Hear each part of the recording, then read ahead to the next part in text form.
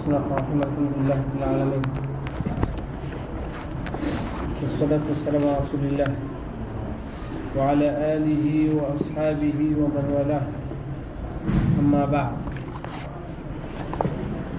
jana tumeanza kitabu hichi hapa. Alhamdulillah tumeweza kuanza matni kama hii ya Manzumatul Baiquniya.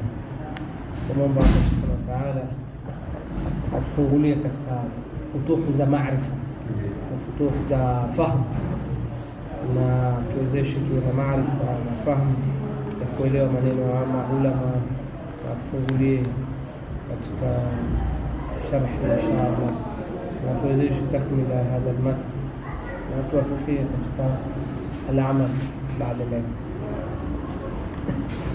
kaeleza kwamba muallif hana tarjama muwathaqa,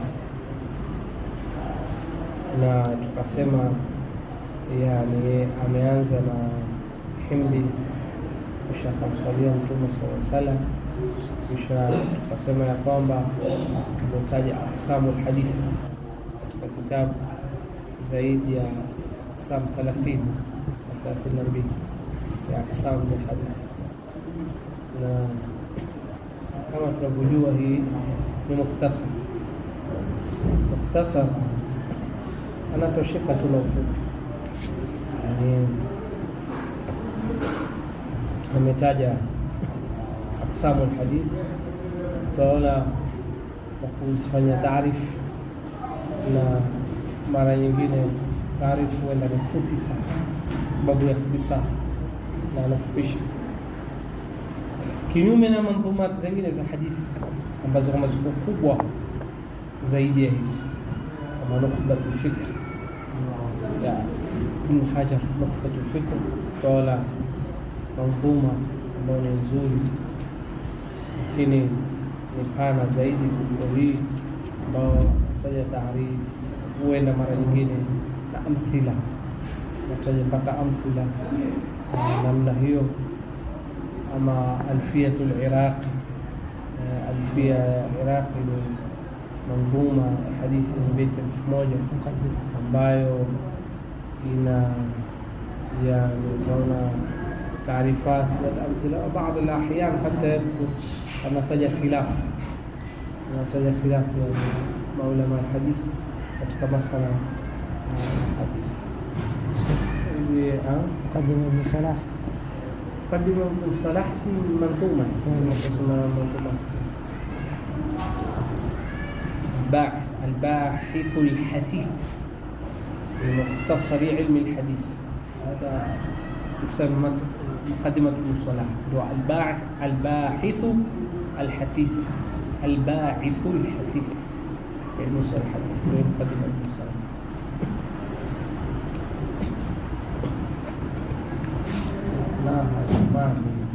الشيخ الدكتور عبد الله كان يدرس الوقف ليش الدكتور عبد الله بتاع باعث الحثيث، قدم عبد الله خطيب الوقف ليش.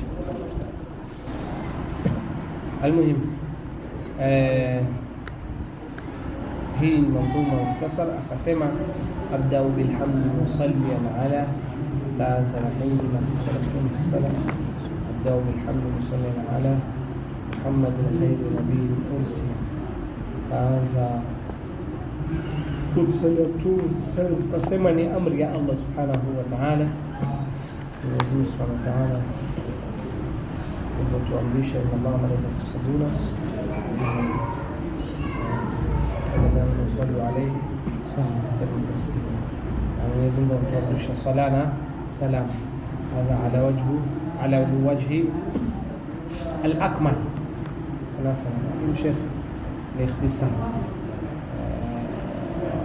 بعض العلماء ذكروا الكراهة إفراد الصلاة بدون التسليم، يعني مرة يكون صلاة الرسول صلى الله عليه وسلم بلا كتاب سلام وسمى المكروه، والأفضل الصلاة وموجنا سلام. اللهم صل على محمد وسلم عليه، اللهم صل وسلم، هذا هو الأحسن. Muhammad al-Khair tukasema kwamba Mtume sallallahu ndio bora kisha akasema Sheikh Wadhini aqsam alhadith idda, amesema ndio hadhi, yani hadhi dhi ismu ishara, kama hizi ni vijana na hadithi tofauti tofauti. Kisha akasema min aqsam alhadithi idda, kwamba hivi ni vijana na hadithi. Kisha akasema ya kwamba amevitaja wa kullu wahidin ata wa hatta, kila mmoja ameileta na taarifu yake. Kisha akaanza akasema awwal wa sahih wa huwa muhtasar, akaanza na hadithi sahih ambayo sema hadithi sahih wa huwa muhtasar, na iliungana iwe isnadi imepatikana. Wala sahihu wa mutasal isnadu, الاتصال إلى إسناد، وسمى إسناد السلسلة رجال الحديث ورواة والبكاء أو والبكيس صحابي مثل أنتم السلام تابع سلسلة سمع ولا صحيح واتصل إسناده ولم يشذ، أما ولا سمع ولم يشذ يشذ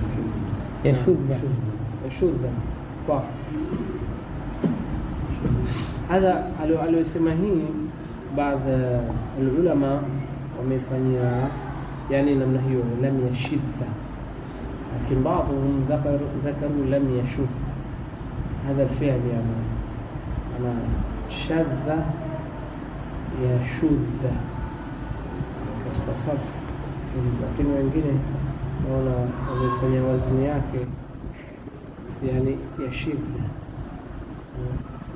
Ndio sema nafikiri umefanya hifdh kutokana na mandhuma nyingine yani ambayo imeandikwa hivyo sahihi. Kwa baadhi ya wanavyuoni wengine wameandika hivyo, yani wakifanya dhabt ya kalimati.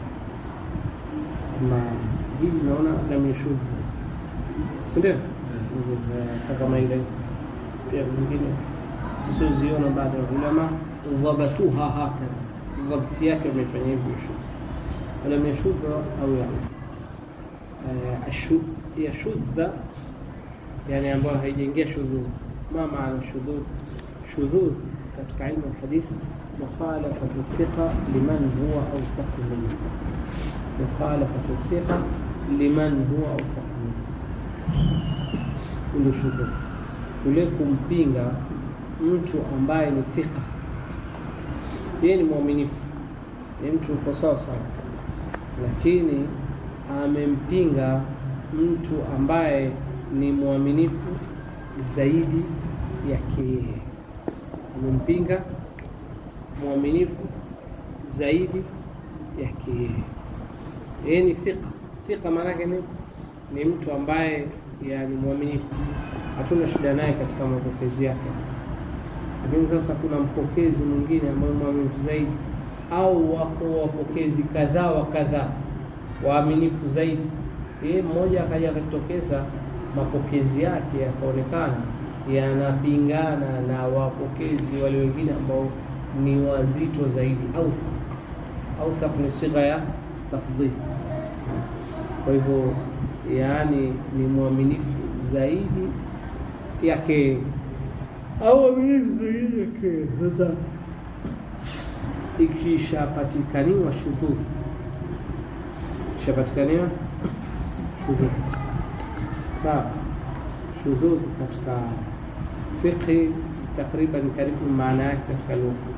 Katika istilah alhadith shudhudh ni kule kumpinga mtu muaminifu zaidi, sawa, maneno yake, au mtu mmoja akaja akapinga waaminifu wengi zaidi.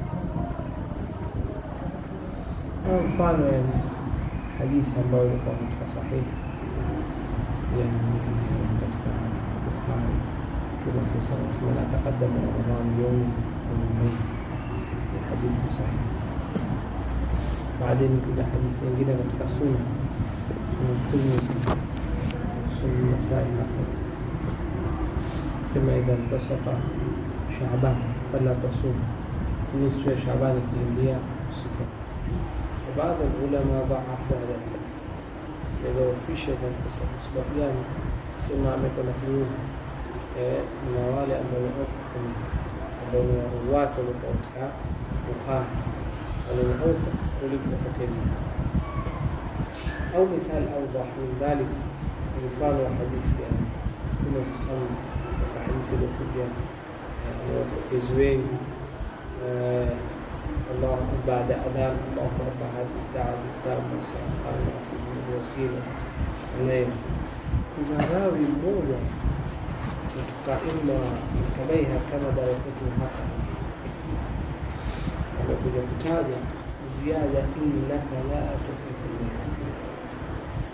Hii ziada ruwati karibu sampuli 9 ruwati 9 ambao ni authaq hawajataja ziada hii, ambao hadithi imepokewa na wapokezi ni zaidi kama 9, hawajataja ziada innaka la tukhlifu. Sasa yeye haja na mapokezi ambayo amewapinga wengine wakasema hapa shudhudh, hii ni shudhudh. Kwa vile shudhudh ikishapatikaniwa hatuwezi kuchukua hadithi kama hiyo, au haiwezi kuwa hadithi kama hiyo ni sahihi. Ishakosa sasa sharti moja ya hadithi ambayo ni katika hadithi sahihi. Kama ishakosa sharti moja ya hadithi sahihi. Kwa hivyo sharti ya kwanza tumesema ittisalu sana, sio kuungana, usiwe na katika, usiwe na katika. Tunaeleza walipokezi kama chini wala mashudha kusipatikana na shudhudh kama tunasema, wala miauli haisipatikana na illa ni kasoro, madoa, mapungufu. Kuna ila za hadithi mapungufu. Mfano saa ingine kuna mpokezi yani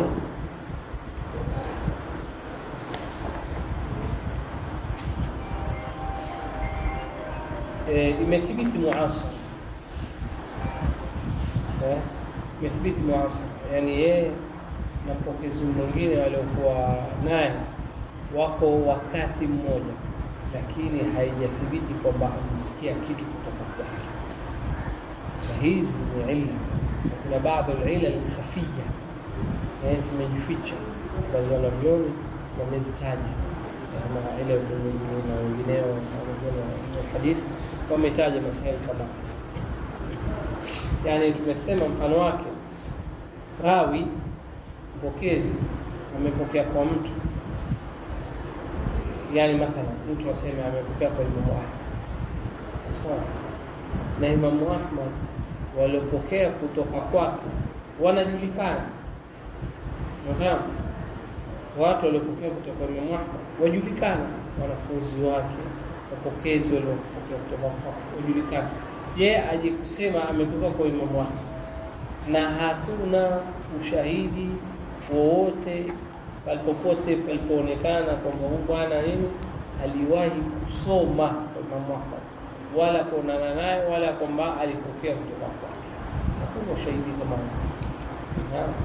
Sasa hapo pataleta illa, pana kasoro kiasi fulani. Kama mfano sasa sahihi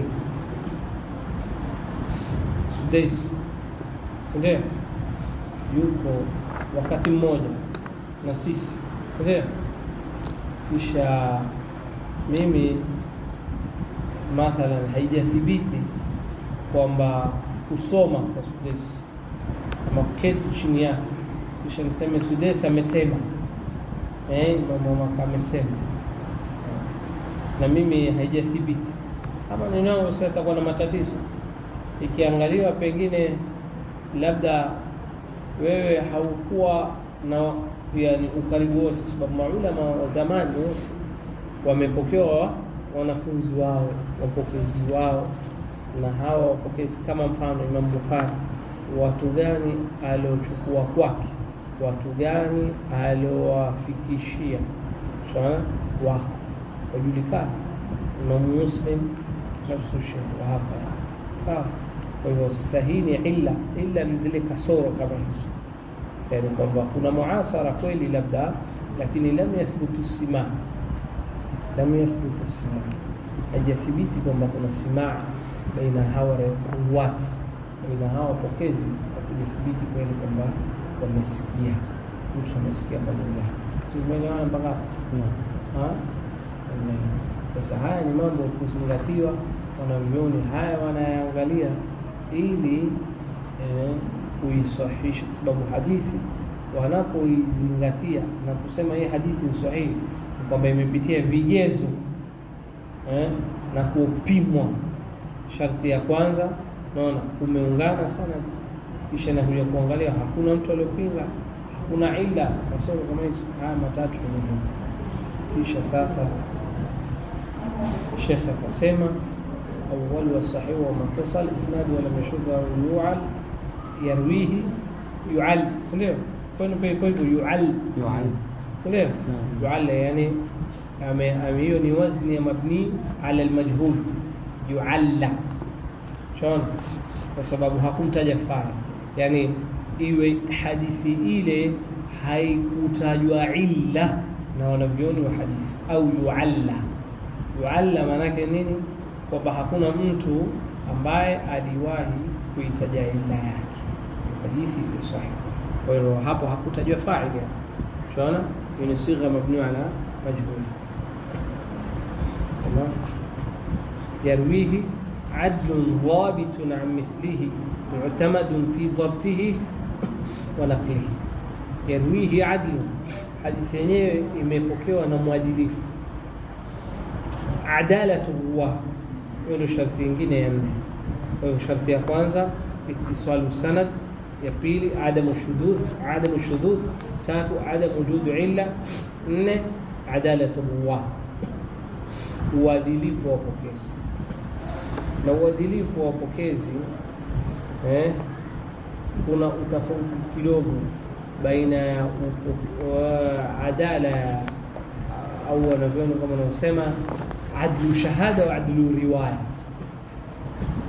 Hunaka farqun baina adlu shahada wa adlu riwaya. Katika fiqh, katika mambo ya kisheria ya ahkam, kuna mtu ambaye anakuja kuwa ni shahidi katika jambo. Sasa kwatakaniwa uadilifu. Uadilifu wake juzu tu tumesoma, sio mashahidi, ni kwamba asiwe ni mtu musirra ala al-kabair, afwan, awe mtu mwenye kabair, musirra ala al-saghair, awe dhakar, shona, awe baligh aqil, sawa, awe hurran na namna hiyo. Lakini adlu riwaya kidogo kuna utofauti, asiwe ni mtu ambaye ana kabair, sawa. Ya adlu shahada ni uadilifu wa kutoa ushahidi. Mathalan wewe umekuja umesema bwana, huyu bwana mtu fulani ameiba, mtu fulani ameiba. Sasa wewe umesema ameiba, mpaka tukuangalie kwanza, tunataka kuangalia wewe ni mwanamume. Kama mwanamume, je, umebaleghe? Kama ushabaleghe, je, una akili?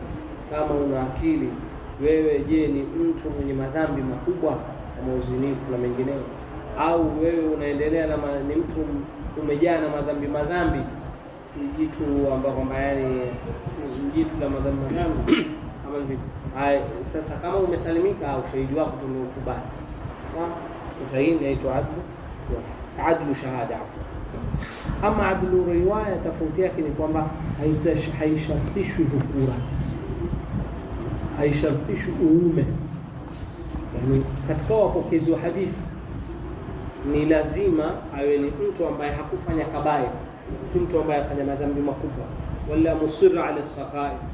Tunaona usiwe mtu amepokea hadithi kisha katika historia yake kumbe ni jitu zinifu, au sibana, hatukuja hadithi yake, au jitu ambao kama ni mrongo sana, Ndio tunaona wanazuoni hadithi walikuwa wengine wakifika wamwona mtu amdanganya mnyama tu, anamwambia yarudi zako, hata ile hadithi kuichukua. Ashabadilisha, sema huyu mtu ana mushkil, ikiwa mnyama mdanganya. Umeona, yani maayiri, vipimo vizito kabisa ilikuwa kuangalia. Sasa baada ya haya ni kwamba tofauti yake adlu riwaya haishartishwi dhukura, uume. Yani adlu shahada si lazima uume katika baadhi ya ahkamu, kama masaili yenye kuhusiana na Mwenyezi Mungu Subhanahu wa Ta'ala, yote hudud zote lazima awe mwanamume. Ama masaili ya muamalat, farajulu wa mraatani, Mwenyezi Mungu alivyosema, mwanamume na wanawake wawili sawa. Lakini shahada nyingi, ushahidi mwingi katika sheria, adlu shahada lazima awe mwanamume. Lakini katika mapokezi, uadilifu tunaozungumzia hapa si kama ule uadilifu unaozungumzia katika fiqh, ndio itwa adlu riwaya. Uadilifu wa mapokezi ni kwamba hata kama mwanamke hakuna shida, yani mwanamke anaweza kupokea. Na ndio maana unaona hadithi yatoka kwa Aisha radhiallahu anha. Mbali na hivyo, bali kuna shuyukh wa aima wa hadithi wengine walikuwa ni wanawake.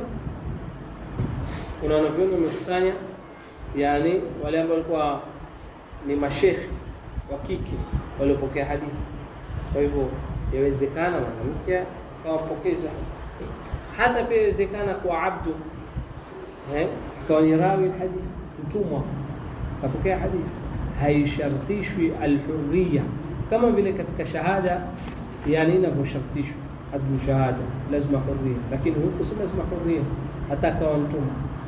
Je, lazima iwe baligh aqil? Si lazima iwe baligh aqil, lazima, lakini si lazima baligh. Yani hata mtoto anaweza kupokea riwaya. Ndio utaona baadhi ya wanavyuoni walikuwa wameanza tahdith na hawajafika sinu bulugh, na ile hali wafanya tahdith. Hata Imam Shafi'i rahimahullah ta'ala akianza kufanya nini kwa bado ni mdogo, unafahamu. Kwa hivyo tofauti ya adlu riwaya na adlu shahada ni kwamba hakutambuliwi katika adlu riwaya dhukura kwamba lazima, wala hurriya lazima, wala bulughu lazima. Haya hatambuliwi, ndio tofauti. Inawezekana wapokezi wa hadithi wakawa ni wanawake, inawezekana wapokezi wa hadithi wakawa ni hawajabaleghe, unafahamu. Inawezekana kwa watumwa, yote yanawezekana. Lakini uadilifu muhimu kuangaliwa, yani sio ni mtu ana kabari na mtu sura ala sahaya. Haya ni muhimu pia kuangalia. Na utamadun fi dhabtihi wa naqlihi, sema al-mashhuda au ya'ulla yarwihi adlu dhabitu amithli. Maneno haya yatakuwa na adlu, yani shakhs adil. Dhabit ni mtu aliodhibiti sawa sawa. Na dhabti kwa mara mbili, kuna dhabtu ya kichwa au dhabtu kitaba. Kuna mwingine amedhibiti lakini kwa nini? Kwa maandishi. Kuna mwingine amedhibiti kwa akili yake, amehifadhi. Kudhibiti kule kuhifadhi, amezuia. Mfano kama masahaba wa Mtume SAW wamepokea kwa Mtume SAW kwa dhibiti kwenye akili.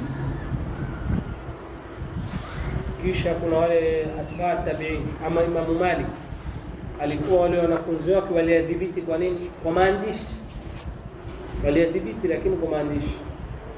Kama Muwatta Imam Malik alipokeza wanafunzi wake walidhibiti lakini kwa maandishi. Sasa muhimu ni kuangalia, je, kulipatikaniwa kwamba huyo mtu alikuwa ni dhabit, alikuwa ni mtu amehifadhi sawa sawa, kichwa chake kiko vizuri. Ndio mbele akasema mu'tamadun fi dhabtihi wa naqlihi, ni mtu ambaye wategemewa katika kudhibiti kwake na katika kunukuu kwake. Alipohifadhi haya mambo mawili, mu'tamadun fi dhabtihi, ategemewa wakati alipohifadhi iko sawa, wa naqli, na kuinukuu yeye afikishe wengine. Mathalan kuna imma wengine wa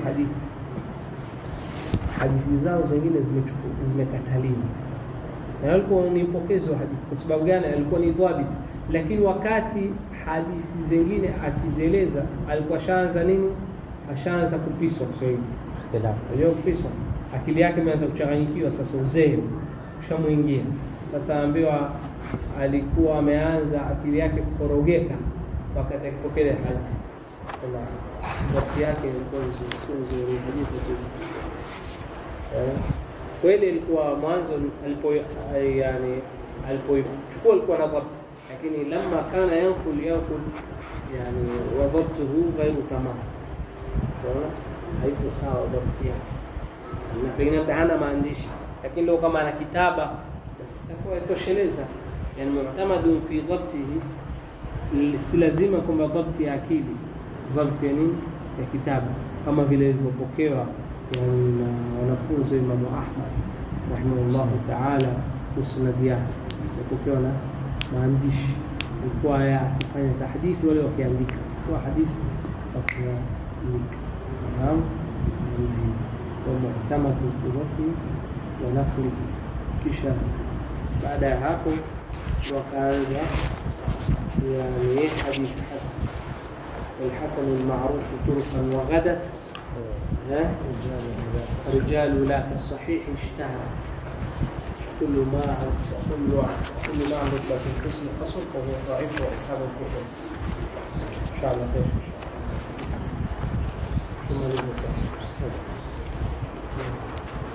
هي عن مثله رجل عن مثله. نعم عفوا، asema mu'tamadu an mithli, aipokee kutoka mithli, mfano wake.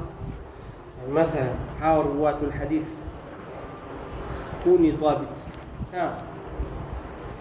Mathalan hii hadithi ambayo ni sahihi, sawa. Mathalan huyu ni dhabit, hifadhi yake iko sawa sawa, amepokea. Huyu ni dhabit, sawa, amepokea. Huyu ni dhabit, hifadhi yake iko chongo kabisa. Lakini kwa maandishi huyu pia, huyu pia, huyu pia, sawa. Ikifika kwangu mimi dhabti yangu haiko vizuri, sawa. Mmoja shaharibu ile sana, maadamu mmoja katika mimi katika cheni ile kuna mtu ambayo sasa nasema an mithlihi, yani aliopokea kwa mfano wake. Yule aliopokea pia yuko mfano wake katika nini, katika dhabti yake, hifadhi yake iko chonjo kabisa, ameadhibiti yale maneno sasa, ima kwa maandishi ama kwa akili, kama amehifadhi sawa sawa, kila mmoja kwa mfano wake.